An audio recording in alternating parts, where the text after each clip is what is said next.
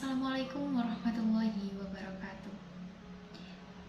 Berjumpa lagi dengan saya, Friska Junior Melinia, mahasiswi IAIN Kediri, kelas TBI C semester 2. Pada kesempatan kali ini saya akan menjelaskan atau mengulik tentang materi kita, yaitu gagalnya Indonesia menjadi tuan rumah Piala Dunia U20 2023.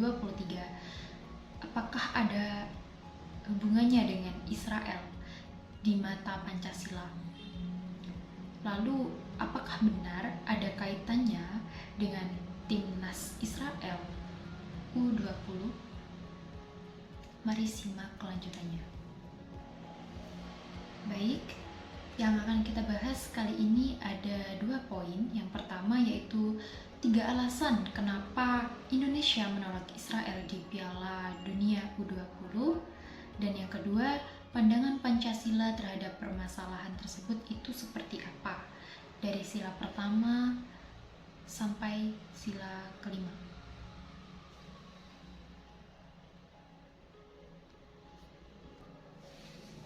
Memasuki slide selanjutnya, yaitu 3 alasan yang terkait mengenai latar belakang gagalnya U20 tampil di FIFA, terutama Piala Dunia di negara kita, yaitu Indonesia. Yang pertama ada poin Indonesia menolak kehadiran Israel karena solidaritas agama dan kemanusiaan.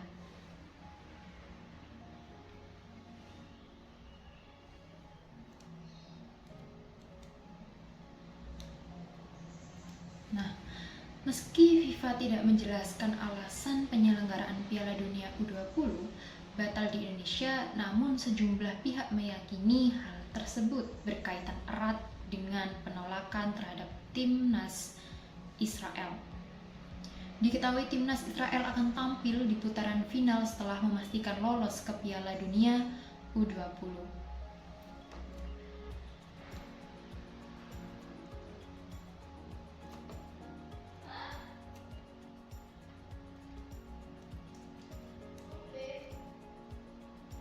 Untuk alasan pertama yaitu solidaritas agama dan juga kemanusiaan. Alasan pertama yang mendasari kenapa Indonesia menolak kehadiran Israel karena solidaritas agama dan kemanusiaan. Hal itu karena simpati Indonesia yang besar terhadap rakyat Palestina yang selalu ditindas oleh negara Israel. Nah, menurut kalian bagaimana tanggapan atas alasan pertama yang mendasari Indonesia menolak kehadiran Israel karena rakyat Palestina yang selalu ditindas oleh negara Israel? Maka dari itu timnas U20 gagal main karena pemerintah menyatakan bahwa timnas Palestina U20 dilarang tampil di Indonesia. Lalu yang kedua ada Palestina, alasan yang kedua yaitu ada Palestina belum merdeka. Alasan kedua ini menjadi polemik kenapa Indonesia menolak negara Israel di tanah air karena Palestina yang belum merdeka. Hal itu diperkuat dengan adanya hubungan pembicaraan yang dilakukan Presiden Joko Widodo dengan Presiden Palestina, yaitu Mahmud Abbas.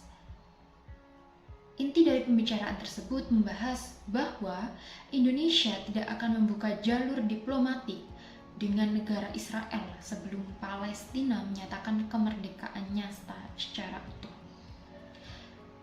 Nah, di sini saya juga baru mendapatkan informasi bahwa ternyata negara Israel itu belum seutuhnya merdeka. Maka pemerintah menyatakan bahwa ini menjadi alasan kegagalan timnas U20 bermain dengan timnas Palestina di Piala Dunia. Lalu yang terakhir ada alasan tidak sesuainya dengan prinsip Bung Karno. Apakah ada sangkut pautnya dengan masa lalu? Mari kita simak ya. Alasan ketiga yang memperkuat Indonesia menolak negara Israel karena tidak sesuainya dengan prinsip yang dijalankan oleh Presiden Rakyat Indonesia pertama, yaitu Insinyur Soekarno.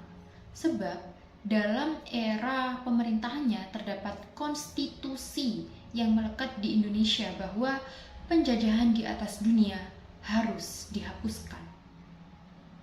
Maka dari itu, sangat tidak mungkin Indonesia menerima hubungan diplomatik dengan negara Israel sebelum Palestina menyatakan kemerdekaannya.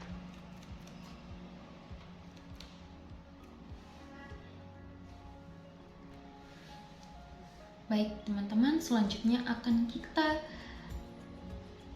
kupas bagaimana pandangan Pancasila terhadap isu ini. Menurut sila pertama, adanya isu miring bahwa tidak diakui keberadaannya agama yang dianut oleh Israel. Jadi, pemerintah Indonesia melarang masuknya Israel ke negara kita.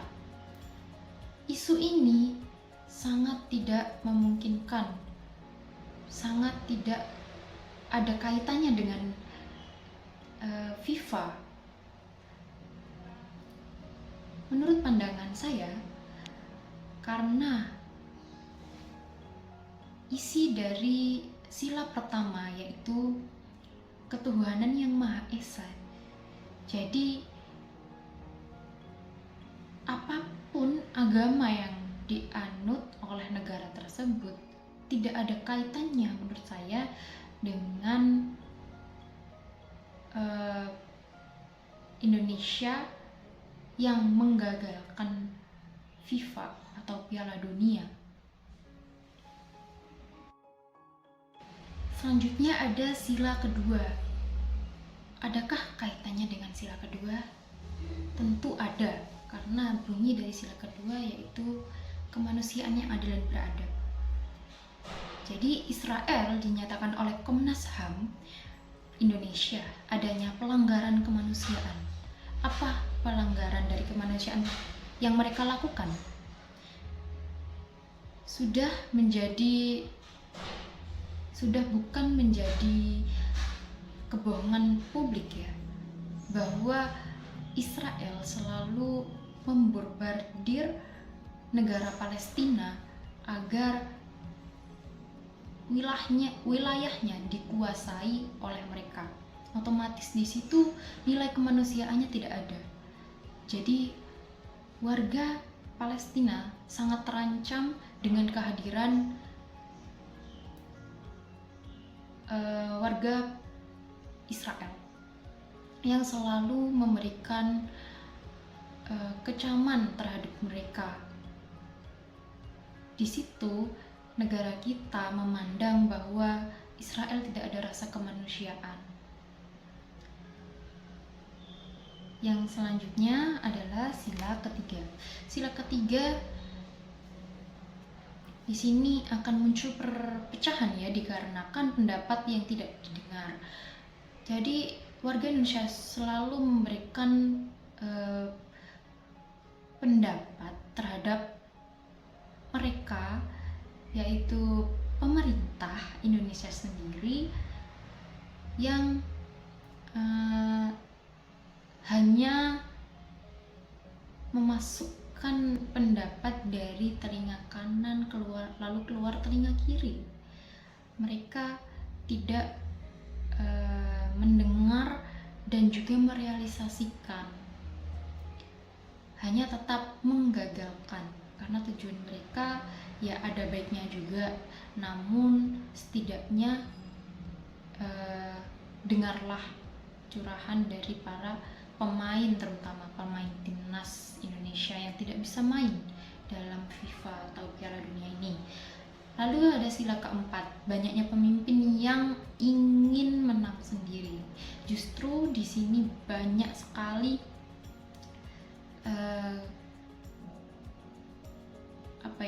banyak oknum-oknum terselundup atas kejadian ini.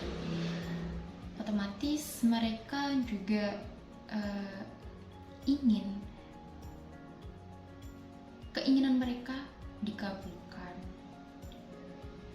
Otomatis sungguh melanggar sila keempat.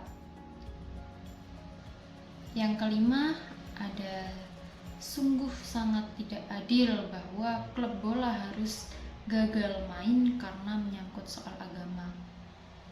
Ini pernah saya bahas dengan teman saya. Harusnya dalam bentuk sosial seperti ini kan menyangkut sepak bola, yang artinya siapa saja boleh bermain tanpa harus memandang backgroundnya. Namun kita perlu hati-hati bahwa di situ benar-benar tidak ada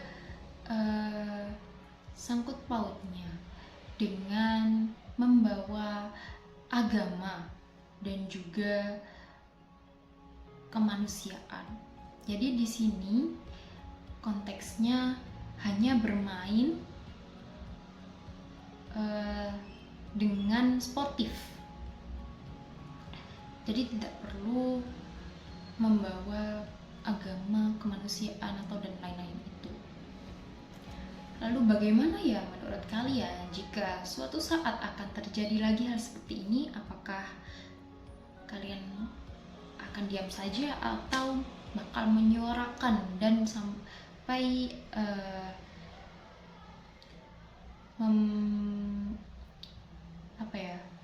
dan bakal mempertahankan permainan kita dengan Palestina? Oke, itu saja, sekian dari saya. Assalamualaikum warahmatullahi wabarakatuh.